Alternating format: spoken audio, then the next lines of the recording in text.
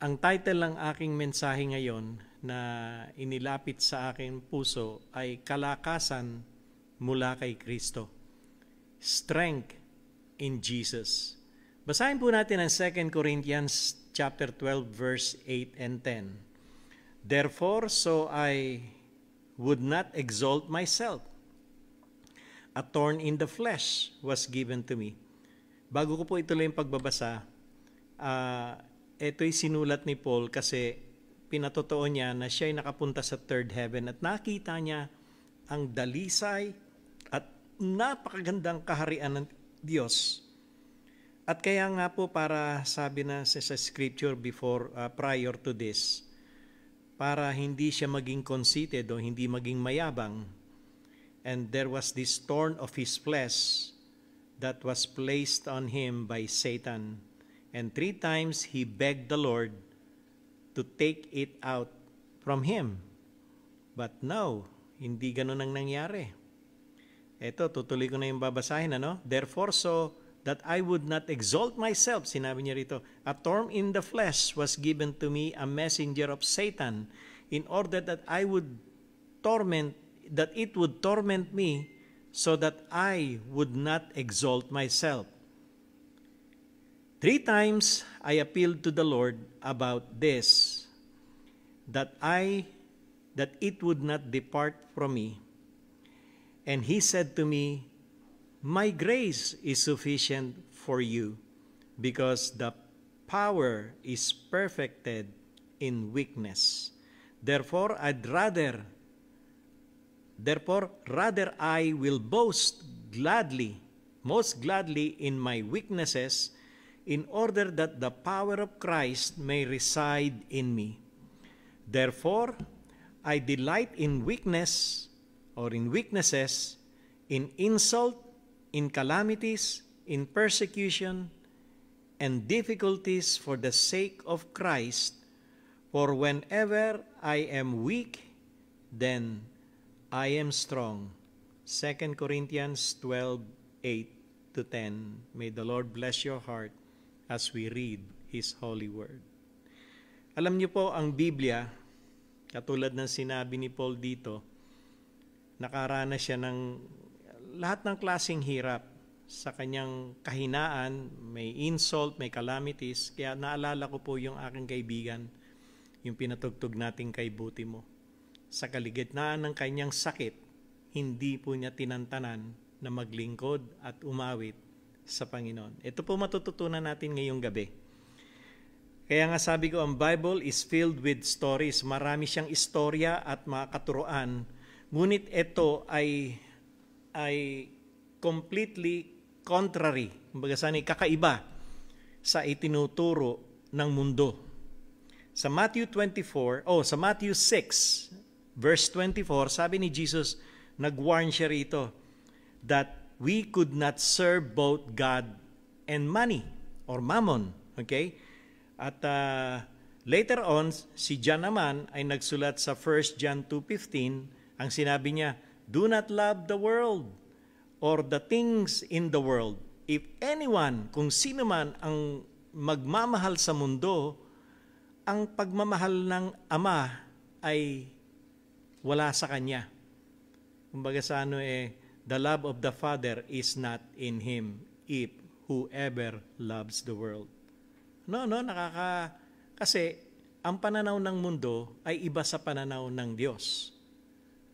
At talaga namang ang lahat ng tao ay natuto na lang sa kanilang edukasyon kung ano ang itinuturo ng mundo, katulad ng eskwelahan. Katulad sinabi ko, wala pong masama ang mag-aral at matuto. Kailangan naman po tayo talagang mag-aral. Tayo ma-educate at tayo maging updated sa nangyayari rin po sa mundo. Pero wag po tayo ma-overwhelm kasi iba ang pananaw ng Diyos pagdating sa mga ganitong pandemic, sa ganitong kahirapan, at iba rin ang pananaw ng mundo. Okay. So, Paul tell us also, tignan ninyo ito, no? Paul tells us to take pleasure in the things in the things that makes us weak. Kita niyo to si Paul, ano? Sa scripture nga natin ngayon it seems na he go even step further. Doon sa sinabi ni Christ, do not, you cannot both serve God and mammon or money. Sabi naman ni John sa kanyang sinulat, hindi mo dapat mahalin ang mundo, na kung sino man ang nagmamahal sa mundo, wala sa kanya ang pagmamahal ng Diyos. Baka nakakalitong ibig sabihin nun, parang hindi yata tumutugma sa sinasabi when it comes to love. Ang ibig sabihin ng Panginoon dito sa atin, kung mas binibigyan natin ng halaga ang mundo kaysa sa Diyos, ay wala sa Kanya ang pagmamahal ng Diyos. Yun po ang aking pananaw dito, at yun din ang sinasabi ng Panginoon sa atin. Hindi po sinasabi ng Diyos na kamuhian mo ang mundo. Hindi. Ang sinasabi ng Diyos sa atin dito ay dapat mayroon tayong pagtatangi muna sa Kanya kesa sa mundo, sapagkat ang Diyos at ang Kanyang salita ay perfect. Wala pong isang dungis na kamalian. Okay. Again, Paul take pleasure in all things in our life. Sabi nga ni Paul, sinasabi niya sa atin, take pleasure, okay, in the things in our life that makes us weak, such as sickness and all other types of distresses. Ako, napakahirap yata nun, take tayo ng pleasure, nagkakasakit ka na, halos nag-aagaw buhay ka na. Paano kaya yon? Nakita ko na rin po, sa mga tao talagang nag-aagaw buhay, hanggang sa huling sandali ng kanilang hininga, tinataas niya ang kanyang kamay, at ang kanyang pananampalataya sa Diyos ay hindi po nayayanig. Kaya, ilan ba ang magsasabi sa atin na truly na I can find pleasure in being sick, having financial problem, family struggle, or even persecution from various sources? Abay, meron ba may gusto ng mga bagay na yun na tayo'y meron pang kaligayahan sa ating puso pag tayo nakakaranas ng mga ganong klaseng pagsubok? So, as Christian, tayong lahat, we are told not to believe in Jesus but to follow Him. Ulitin ko po, tayo mga Kristiyano ay tinuturo sa atin na hindi lang dapat tayo maniniwala kay Kristo, bagkus we have to follow Him. Sumunod tayo sa Kanya. Yan po ang sinabi niya sa Luke 14:27 to 28. So Jesus speak of those who choose to follow Him that they must have everything else behind. Okay?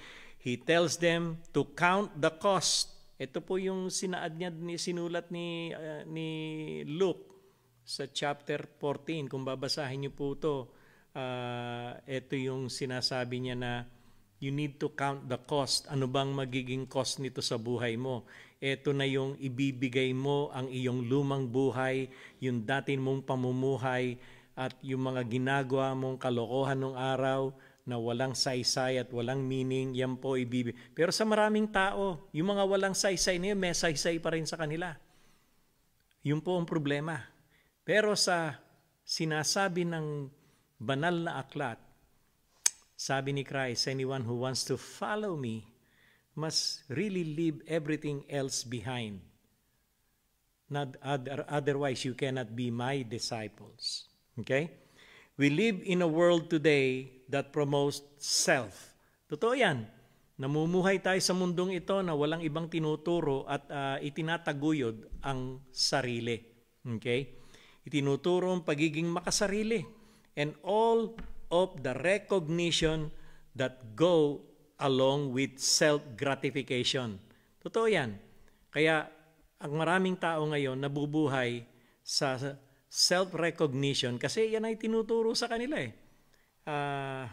tinuro ang pagiging makasarili kasi nga tinatawag nating self-esteem. You can do it. You don't need anyone to help you. You yourself can do it. Just focus. Wala pong masama doon. Pero we have to recognize that it's God who gave us the ability to gain wealth and success. Tandaan po natin yan. Yan ay sa Book of Deuteronomy, sa Old Testament.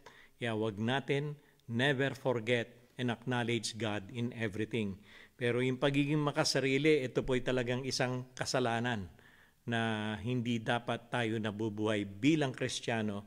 At kalimutan po natin, marami pa rin po na nakita ko at nakilala ko na born again sila, but the thing is, nakapag-alay sila ng konting halaga sa church. At eto na yon. Pag hindi mo nabati, hindi mo na hello, mga 3 linggo nang hindi magpapakita sa church kasi hindi sila nabati. Paano yun? Yun ang tinatawag na self-gratification and kasi meron ang tawag din na self-satisfaction. Kapag sila'y gumawa ng kabutihan, para masatisfy sila, kailangan i-recognize mo sila. Wala namang masama talagang mag-thank you. Ako, hanggat maaari, kung makakapag-thank you ako, magte-thank you ako. At maraming salamat. Ina-address ko talaga madalas yun. Kasi it's also an accountability on my part. Pero kung makakalimutan ng tao na magpasalamat sa iyo, okay lang. Kasi God appreciate your heart. Katulad ng si Abel. Nung siya'y nag-alay sa Panginoon, ng kanyang inaalay, tinanggap to ng Panginoon kasi galing po sa puso. Hindi naman required ng Diyos na ikaw ubusin mo yung kayamanan at dalhin mo sa iglesia. Hindi po ganon. Require ng Diyos yung pure heart and obedience and the love for God. And if you really love God, you would do everything to honor Him without any self-gratification or recognition. At wala pong tinatawag na self-satisfaction. So, ang buhay natin ngayon we want to be comfortable. Ang gusto ko ay komportableng buhay.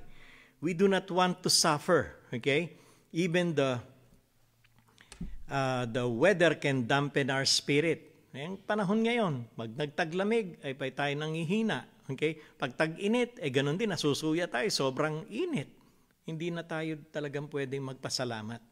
Dahil kasi lahat ng bagay na ito na pinagkakaloob sa atin ng Diyos, tawag natin doon is blessing. Okay? Say it with me, blessing. Count your blessing and name them one by one. May kanta po yun, Sometimes we have our days so well planned. Nagpaplano tayo, katulad po ako, nagplano ako, sabi ko, next year gusto ko na mag-retire. It looks like nagkasakit ako, natenga ako ng ilang buwan na hindi ako nakakatrabaho. Okay naman, very supportive naman ng church, and I just thank God that I have leaders here that really loves the Lord and loves the kingdom and loves to support and continue to do things for the kingdom of God. Nagpapasalamat po talaga ako sa mga ginagamit ng Panginoon hanggang sa mga oras na ito. Sila po ay nagbi-build up, hindi po nagte-tear down. Tulad po narinig niyong mensahe kanina ng Panginoon, we need to watch ourselves, yung kung paano tayo mamuhay. Our conduct, and our speech, okay? At ang ating, we need to watch a lot of things sa buhay natin. Pero magpapatuloy ako, We have a day so well planned, so tightly scheduled, talagang in-schedule natin buhay natin, At gusto natin ganito mangyari pagdating ng panahon, after a year, or after 2 years, or even after 5 years, may mga nag-i-invest sa ganitong bagay, na tawag natin retirement, okay? And that even one deviation, pagka na-deviate ang isa sa mga planong ito, ay nauuwi po sa pagkaloko. At marami rito ay talaga nagkakaroon ng wild behavior. Bakit? Kasi ang focus nila yung principle po ng mundo. Kaya yan ang tinatawag natin, the love of the world. Hindi natin naiisip na yung plano ng Diyos sa atin ay mas mabuti. I know my plans for you, plans for welfare, not for evil, to give you hope and future. Sabi niya, Jeremiah 29:11, di po ba? Add sickness. Tingnan natin Kung idadagdag natin ang sakit and some other types of problem, and we soon find out where our strength is based. Handa natin yan. Kung ano man ang mapinaplano natin sa buhay, kung ano man ang mga gagawin natin sa kinabukasan at sa mga ilang pang buwan at taon, bigla na lang tayo magkakasakit. Okay? Bigla lang magkakaroon tayo ng malaking problema. Katulad ko po, nung isang araw, ako'y nagkamali ng liko. Lumiko ba naman ako na hindi humihinto? May traffic light, merong camera. Abay, nakunan ako ng camera. I hope and pray na talagang patawarin ako ng pulis. At talagang ako'y ng mga officers, kung sino man ang magre-review ng video yon at palampasin na lang, mahabag na saan sila kasi nasa kaligitnaan tayo ng pandemic. Pero wala pong excuse sa rule. Kung walang excuse sa rule ng mundo, lalo pa naman siguro sa batas ng Diyos, di ba? Kaya, ayon, yung maganda nating plano, minsan nasisira to, nagkakaroon tayo ng problema, and the only way to find out ang kalakasan pala natin ay may binabasihan. Okay? If our strength is not based in Christ, then we are headed to fall. Tandaan po natin yan, kung wala po kay Kristo ang ating lakas, then masakit ang kakahinatnan po natin. Now, I have a question here that we can answer tonight. Katulad po ni Brother Bing o si Pastora Tiff, how do we acquire and gain strength from God? Sa Tagalog, paano tayo makakakuha ng lakas na nagmumula sa Diyos? Para sa akin, number 1, glorify God in our weakness or weaknesses. That's number 1. We glorify Him in our weakness, o sa Tagalog, luwalhatiin ang Diyos sa ating mga kahinaan. Kaya nga sabi sa verse 10, therefore, ito yung kinongclude ni Paul nung sinabi ni Christ sa kanya, my grace is sufficient in your weakness. Kaya sabi ni Christ, therefore, I delight in weaknesses. I-glorify ko ang Panginoon sa aking kahinaan. Some of us fall several times a day, di ba? Marami sa atin ay talagang lupaypay sa pagod ng pagsubok. Talagang minsan binabalot tayo ng takot, gawa ng iba't ibang pagsubok sa buhay natin. Move on, okay? We can take pleasure in this time of weakness. Why? Because Jesus, sinabi ko na to, will show us His strength and power in glorious way. Si Jesus mismo. He's the same Jesus of yesterday, today, and forever. Why? Because He is alive. Buhay na buhay ang ating Panginoon. Isang problema pa. Sin brings these bad things into the world, but Jesus has made a way for us to live through them with peace and joy. Alam nyo, sa buhay natin, kala natin na buhay na walang kapag-pag-asa. Ang the worst pandemic, hindi yung pandemic ng COVID-19. Okay? Alam po natin ang COVID-19 nagbalot at sinakmal tayo ng takot. Kasi maraming taong namatay na mga kilala rin po natin. Nung last year, medyo relax pa ako. Wala akong nakikita sa mga kaibigan ko. May ilan-ilan na alam ko na kakilala lang ng kakilala ko na namatay o nagkasakit. Ngayon, hindi. Mismo kakilala ko na. Mga nasawi because of COVID. At we consider this pandemic kasi worldwide. But there is one worldwide, ang sanlibutan, na mas may pandemic nung una pang panahon. Alam po natin yan. Nasabi ko na rin po sa inyo yan. Yan po ang sin na nanggaling sa Garden of Eden. At ang sin brings this devastating effect sa lahat ng mga tao, bata man o matanda. Yan po ang nagbalot sa atin ng iba't ibang klaseng distress sa buhay. Diyan po nag-umpisa ang distress eh. Kung wala pong kasalanan, walang distress. Puro tayo joy and peace, di ba? Kaya lang talaga sa buhay natin, meron tayong tinatawag na wrong choice. Hanggang ngayon, laganap ang wrong choices. Maraming tao, they choose not to listen, they choose not to participate, they choose to go on a different way. It's okay. Sa akin, katwiran ko po sa buhay, kung ang mga tao at ang isang pamilya ay mag-decide na pumunta na lang sa ibang iglesia at doon sila mag-worship, fine. We have the same God, same faith. Kaya lang, ito magiging problema ron.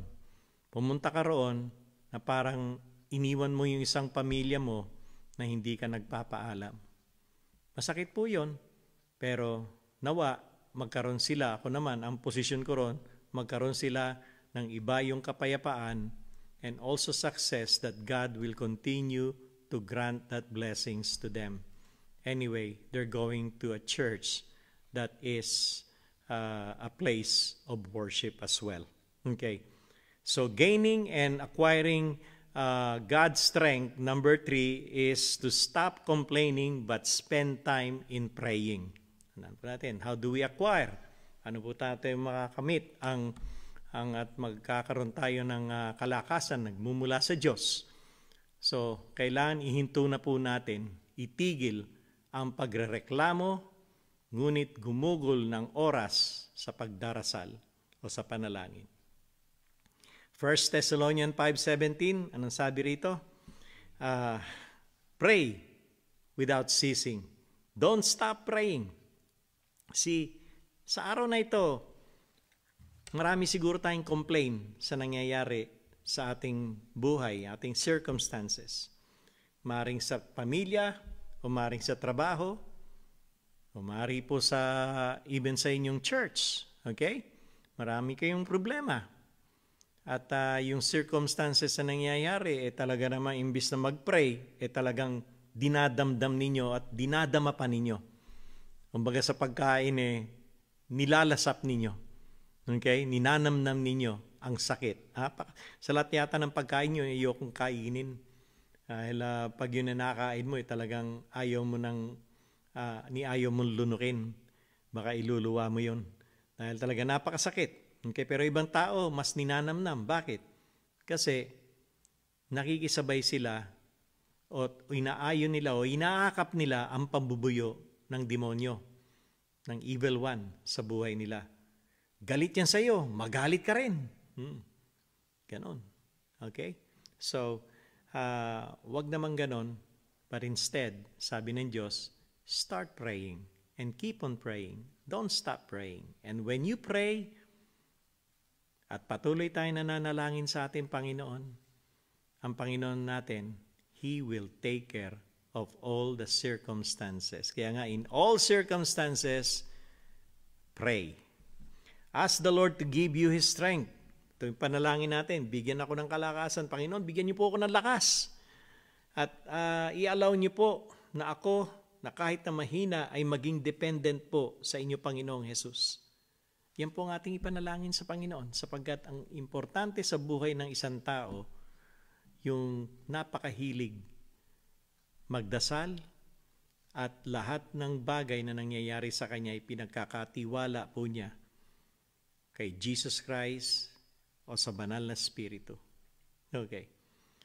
Lastly, how do we acquire and gain strength from God? Paano tayo magkakaroon ng kalakasan na mula sa Diyos?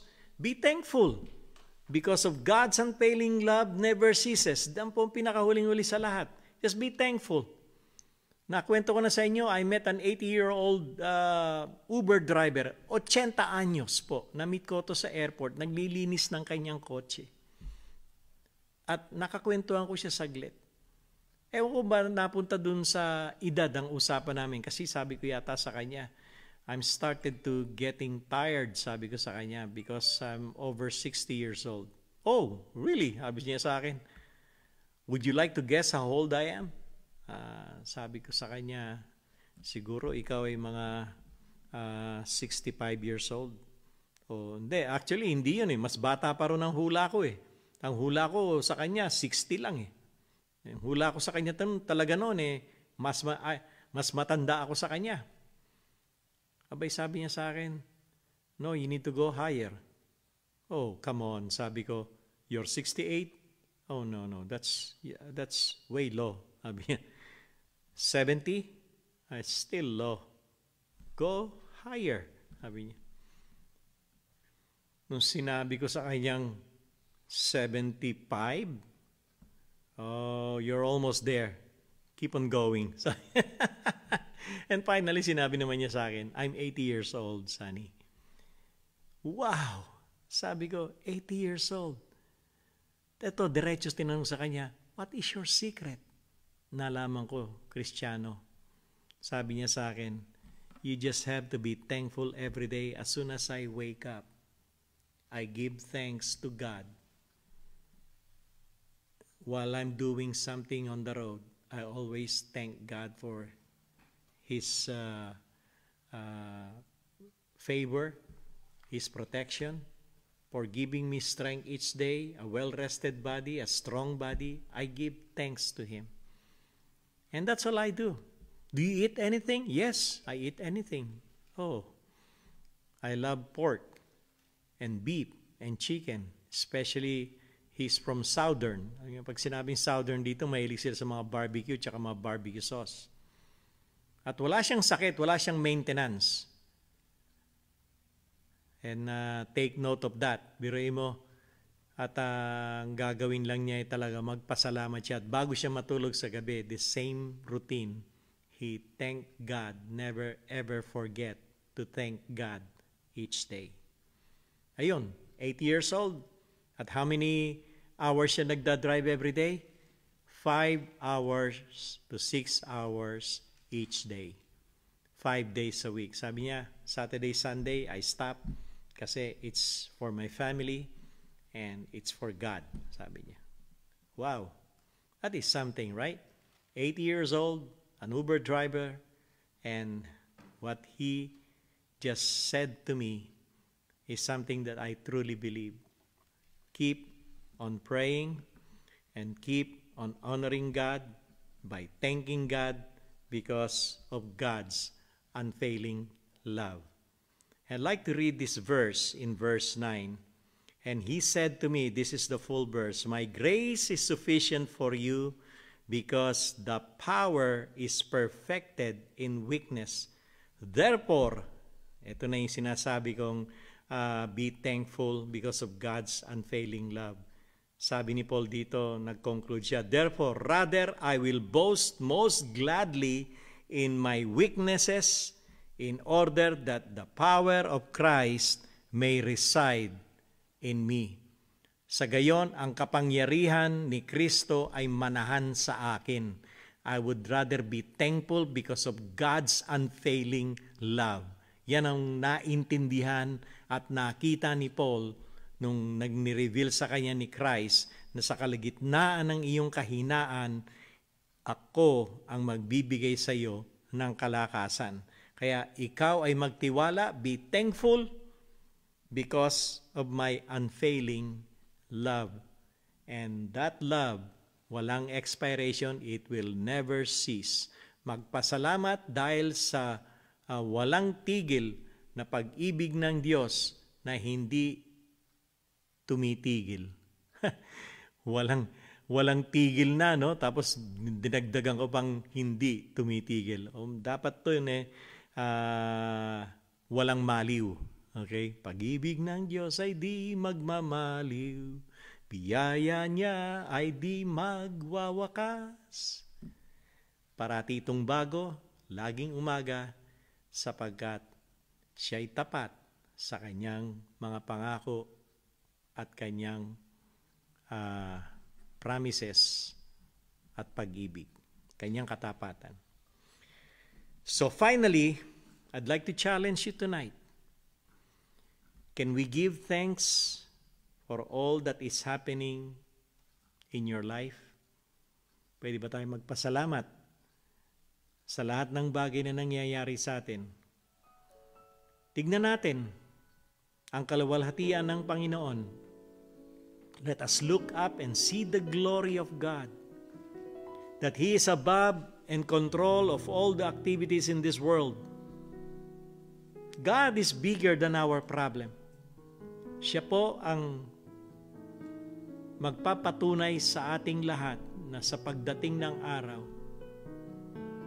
Siya ang buhay na Diyos, nagbibigay sa atin ng ibayong kapayapaan at kaligayahan.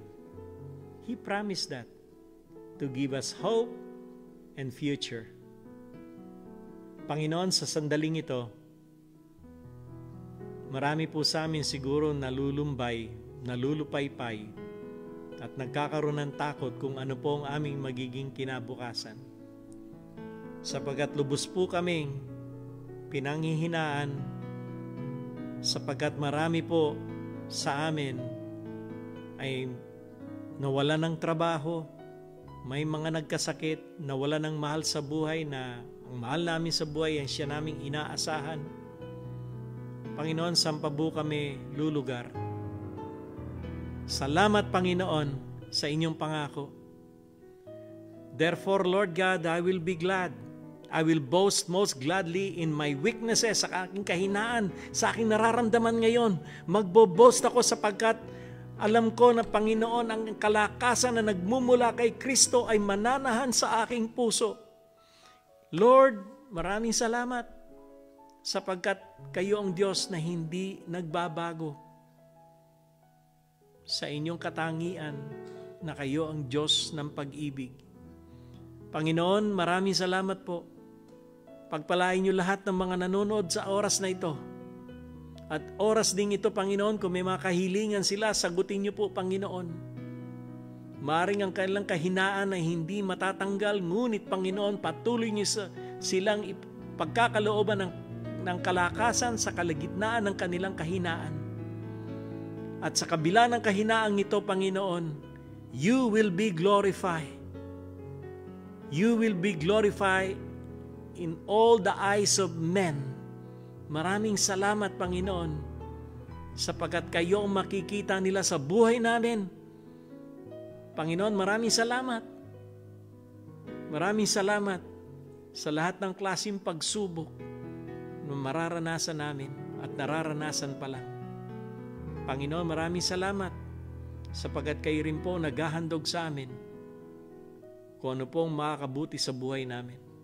Kaya bantayan niyo kami sa linggong ito, Panginoon, sa aming pong pagtatrabaho, sa aming mga taong nakikilala. Tinataas ko sa inyo ang aming iglesia, ang Covina Church of the Nazarene, lahat ng pamilyang ito, Panginoon, na matagal na namin hindi nakikita, sila po'y pagpalain ninyo. Bigyan niyo sila ng kalakasan, iligtas niyo sila sa lahat ng sandali. Huwag niyong hayaan ang virus ay lumapit sa kanila at magkasakit sila. Pangalagaan niyo ang kalusugan ng bawat isa. Panginoon, maraming salamat po. Maraming salamat po, Panginoon, sa lahat din po ng taong wala pong panahon na mag-worship sa inyo. Tinataas ko sila sa inyo, Panginoon. Ibalik niyo po ang init ng kanilang pagsisilbi at paniniwala sa inyo. Panginoon, wala pong imposible sa inyo. Kayo ang aming Diyos na buhay at kailanman kayo ang Diyos ng pag-ibig. Sa pangalan ni Kristo Jesus. Amen. Amen.